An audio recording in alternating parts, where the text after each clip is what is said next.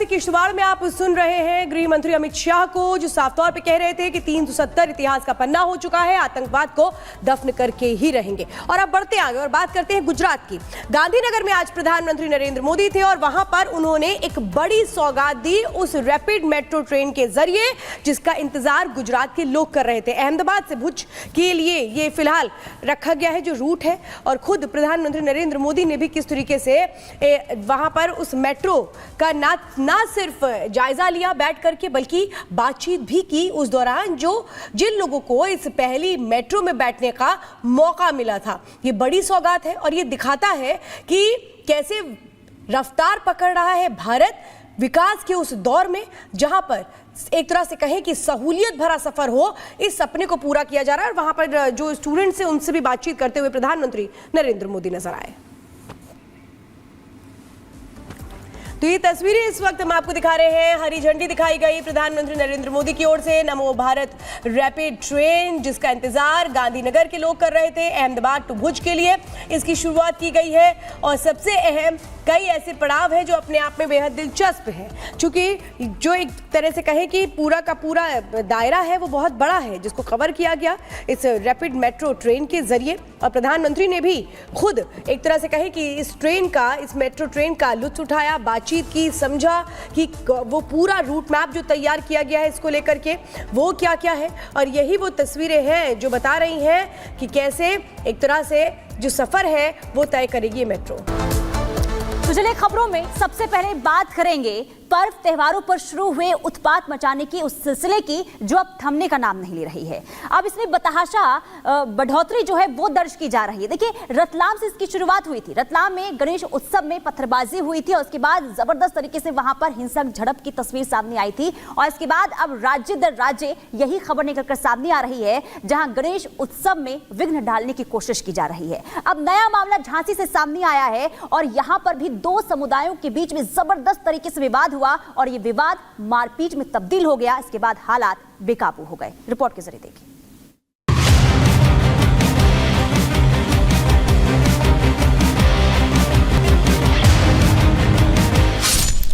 मारपीट की ये तस्वीरें झांसी के मदारगंज की हैं।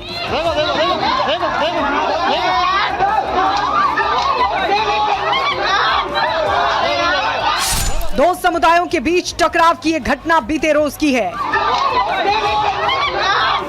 यहां गणेश पूजा विसर्जन यात्रा को लेकर बवाल ऐसा बढ़ा कि दोनों पक्ष एक दूसरे को खूनम खून कर देने पर उतारू हो गए।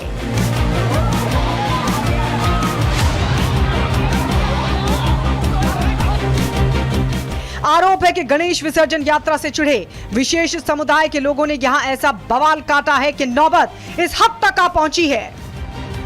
मारपीट, बवाल और हिंसा को लेकर दोनों पक्षों के अपने अपने दावे हैं। श्रद्धालुओं का आरोप है कि वो जिस वक्त गणेश प्रतिमा के विसर्जन के लिए जा रहे थे उसी वक्त विशेष समुदाय के लोगों ने यात्रा में रोक टोक की थी, लेकिन श्रद्धालुओं ने उकसावे को नजरअंदाज कर दिया। जब श्रद्धालु विसर्जन के बाद वापस लौटे तो विशेष समुदाय के लोगों ने श्रद्धालुओं के साथ मारपीट शुरू कर दी और उन्हें बुरी तरह पीटा गया।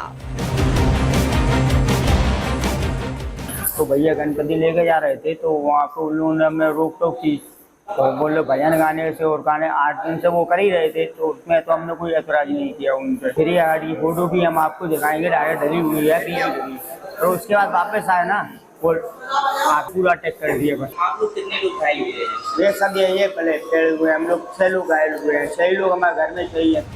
वहीं श्रद्धालुओं के दावों के उलट विशेष समुदाय के लोग भी खुद को बेदाग बता रहे हैं। उनका कहना है कि ये बवाल हिंदू पक्ष ने काटा, वो तो सिर्फ अपने लोगों का बचाव कर रहे थे।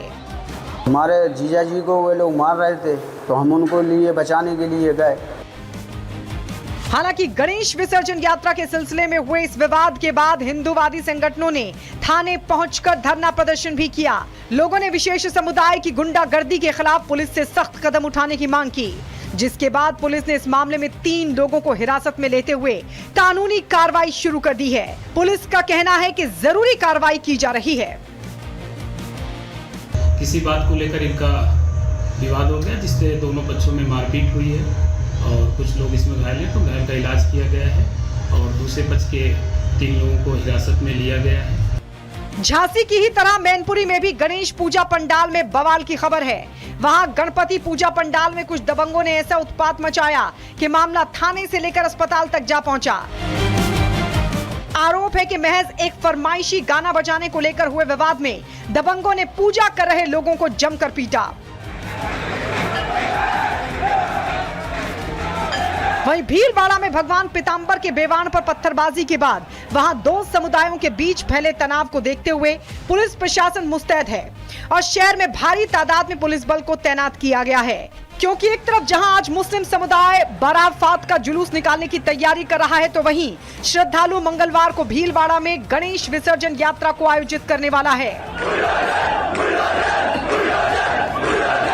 बहरहाल पर्व त्योहार पर किसी तरह की बवाल की घटनाएं ना हो, इसके लिए यूपी से लेकर राजस्थान तक पुलिस मुस्तैद है। जगह जगह पुलिस का अमला तैनात है और ड्रोन कैमरे से चप्पे चप्पे पर निगरानी रखी जा रही है। लेकिन इसमें शक नहीं कि यूपी से लेकर राजस्थान तक विशेष समुदाय के लोग जिस तरह से श्रद्धालुओं पर हमला करते कैमरे में कैद हुए हैं, उसे लेकर हर शख्स आशंकित है। Bureau report, Republic Bharat.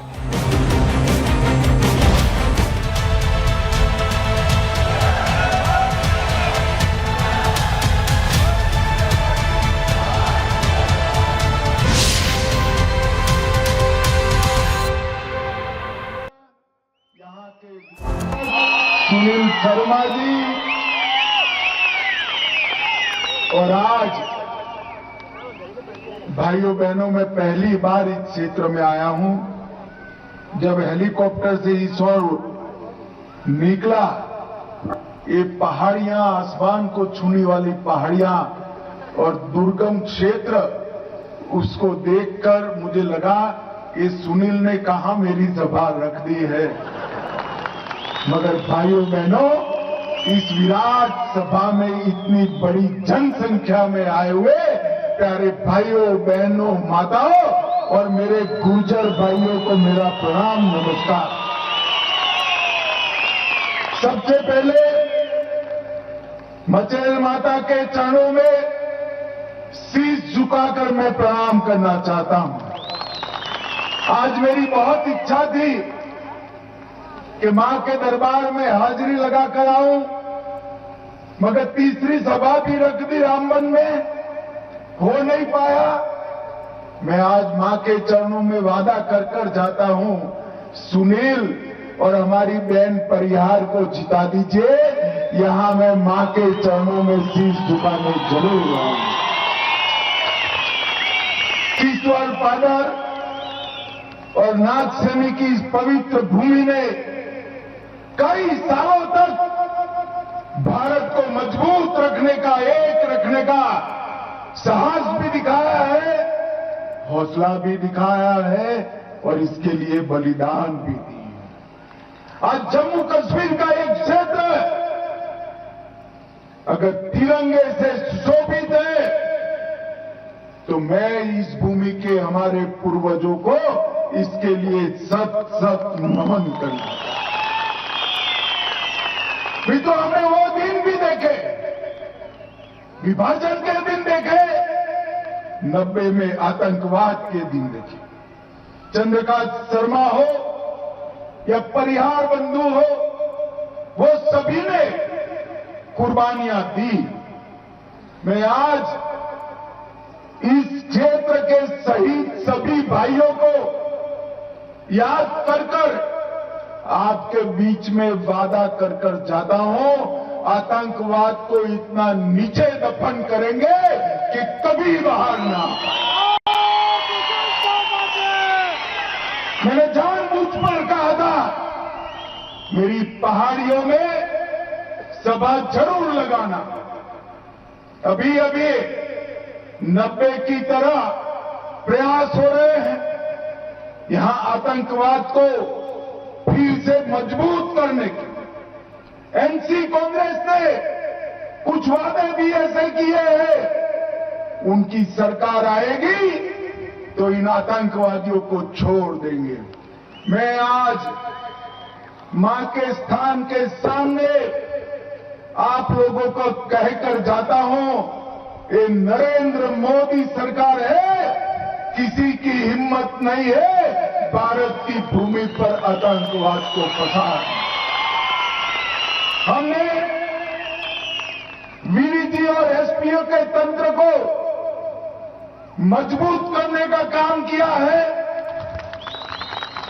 303 की पुरानी भारी राइफलों की जगह इनको एसएलआर से लैस कर रहे हैं और इसके साथ साथ एक ऐसी सुरक्षा ग्रिड भी खड़ी कर रहे हैं जितने लोगों को आने की इच्छा हो कहीं से भी आ जाए, सबका अंत यही पहाड़ियों में करने का काम हमारी सेना और हमारे जवान करेंगे। भाइयों बहनों, ये जो चुनाव है,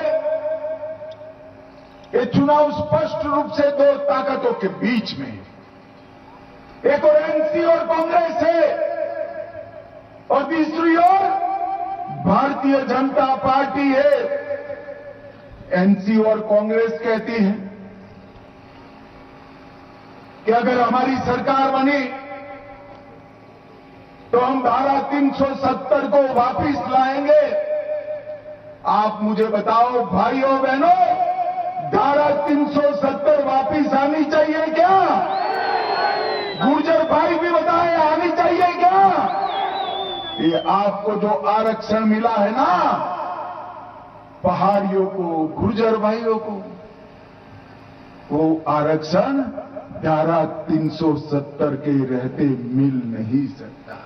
मगर आप चिंता मत करो, मैं कश्मीर का माहौल देख रहा हूं। ना फारूक अब्दुल्ला की सरकार बन रही है, ना राहुल बाबा की सरकार बन रही है। आप चिंता करने की जरूरत नहीं।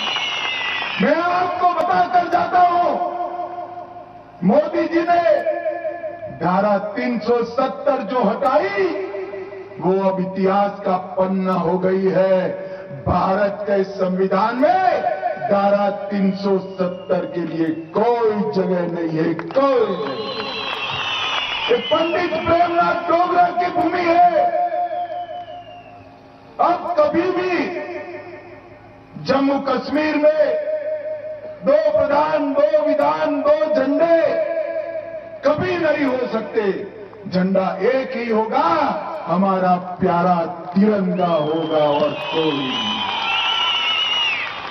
भाइयों बहनों, वो कह रहे हैं कि अगर हमारी सरकार आई तो हम आरक्षण पर पुनर्विचार करेंगे। वो पुनर्विचार शब्द को जहां से में मत आइए, उनकी सरकार आई तो आरक्षण को हटा देंगे। जब पहाड़ियों को आरक्षण देने की बात आई, हमारे गुर्जर भाइयों को उकसाने का काम किया कि आप में से हिस्सा जाएगा। मैंने कहा था, गुर्जर भाइयों से वादा किया था, पहाड़ियों को आरक्षण जरूर मिलेगा, मगर गुर्जरों का आरक्षण तनिक मात्र कम नहीं होगा।